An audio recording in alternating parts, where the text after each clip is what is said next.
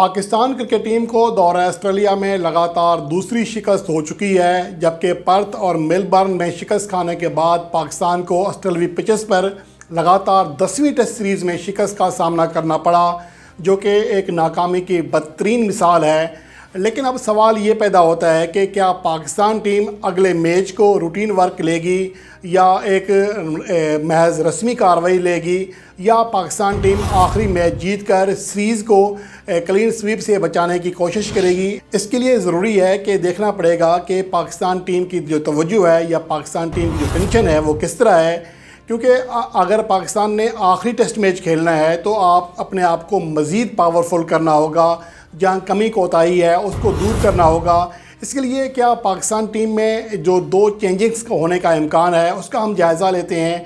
लेकिन इससे पहले अब तक खेले गए 2 टेस्ट मैचेस में या 2 टेस्ट मैचेस के बाद जो सीरीज़ के टॉप प्लेयर्स हैं उनके ऊपर निगाह डाल लेते हैं, जहां पर मिचेल मार्श 290 रन बनाकर सबसे आगे हैं। डेविड वार्नर ने 108 रन बनाए हैं। उस्मान ख्वाजा ने 173 रन किए हैं। स्टीव स्मिथ ने 152 रन किए हैं। अब तक सिर्फ 4 बल्लेबाज सीरीज़ में 150 रन की हद पार कर सके हैं और चारों ही ऑस्ट्रेलवी बल्लेबाज हैं। पाकिस्तान की जानिब से कप्तान शान मसूद ने सबसे ज़्यादा 146 रन किए हैं।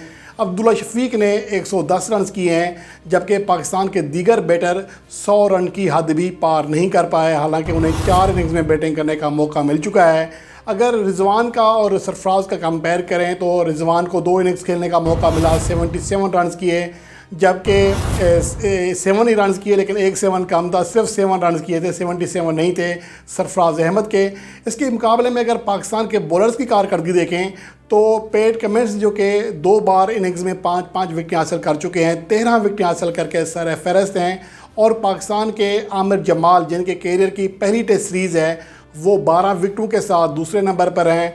नाथन लियोन और मिचेल स्टार्क ने 9 विकेट हासिल किए हैं। शाहीन अफरीदी ने 8 विकेट हासिल किए हैं, जबकि एक टेस्ट खेलने वाले मीर हमज़ा ने 6 विकेट हासिल किए हैं। तो ओवरऑल पाकिस्तान के बॉलर्स की कारकर्दगी किसी हद तक बेहतर दिखाई दे रही है। अगर आप पाकिस्तान की प्लेइंग 11 की बात करें तो यहाँ पर अगर आखिरी जो 5 टेस्ट इनिंग्स हैं उसकी बात कर लेते हैं तो इमामुल हक और अब्दुल्ला शफीक आखिरी 5 टेस्ट इनिंग्स में सिर्फ एक 50 कर सके हैं।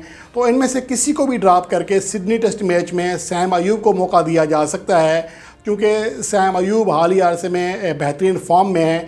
गो कि मैं अभी भी इस बात के हक़ में नहीं हूँ कि सैम अयूब को एक मुश्किल टूर में उनका आगाज़ दिया जाए, लेकिन सईद अनवर ने भी मुश्किल टूर ही से आगाज़ किया था। तो यहाँ पर या तो हमारे खिलाड़ी परफॉर्म कर रहे होते, अब दोनों ही खिलाड़ी, हमारे दोनों ही ओपनर्स बड़ी कारकर्दगी दिखाने में नाकाम हैं। तो इसलिए यहाँ पर चांस लिया जा सकता है कि सैम अयूब को मौका दिया जाए। शान मसूद बेहतरीन फॉर्म में है, आखिरी जो इनिंग्स मैच खेला, दोनों इनिंग्स में 50+ इनिंग्स खेली। और उससे पहले दौरा ऑस्ट्रेलिया से पहले जब उनकी आखिरी टेस्ट इनिंग्स थी उसमें भी वो 50 बनाने में कामयाब रहे थे। तो आखिरी 5 इनिंग्स में 3 50 कर चुके हैं, उनकी जगह पर कोई सवाल नहीं है। बाबर आजम के लिए ना सिर्फ साल बल्कि ये सीरीज़ भी बुरी रही है। आखिरी 5 इनिंग्स में 39, 21, 14, 1 और 41 की तरतीब से रन कर सके हैं, जो कि उनके कद के एतबार से शान कारकर्दगी नहीं है। लेकिन पाकिस्तान के पास चूँकि मिडल ऑर्डर में कोई ऑप्शन ही नहीं है दूसरा, तो इसलिए बाबर आजम के साथ जाना पड़ेगा। इसके अलावा सऊद शकील की कारकर्दगी पर भी सवाल या निशान है, जो कि इस टूर में अब तक बुरी तरह फेल हैं। एक बार भी 30 रन की हद पार नहीं कर सके।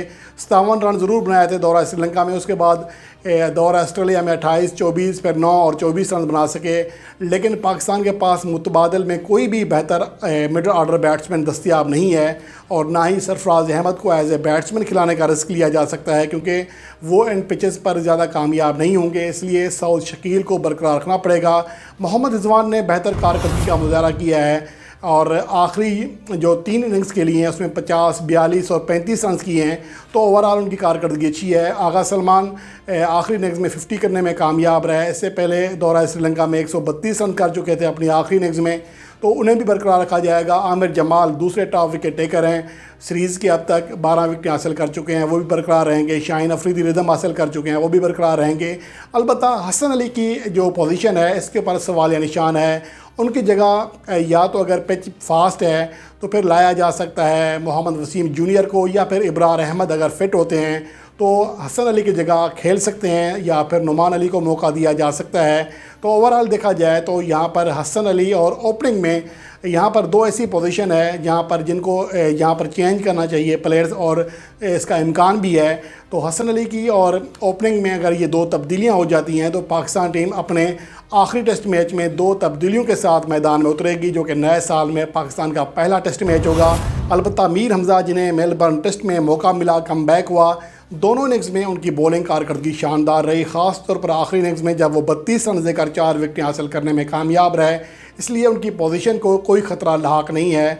तो ओवरऑल जो पाकिस्तान की प्लेइंग 11 खेली है मेलबर्न टेस्ट में, इसमें मजमूई तौर पर दो तब्दीलियाँ मुतवक्के हैं और इम्कान यही है कि ये दो तब्दीलियाँ होंगी और हम उम्मीद करेंगे कि पाकिस्तान टीम अब पहले दो टेस्ट मैचों की शिकस्तों को भुलाकर बड़े दिल के साथ आखिरी मैच खेले और अपने आप को ना सिर्फ क्लीन स्वीप से बचाए बल्कि सदी में कैंगरोज़ के देश में पहली टेस्ट फतह भी हासिल करे।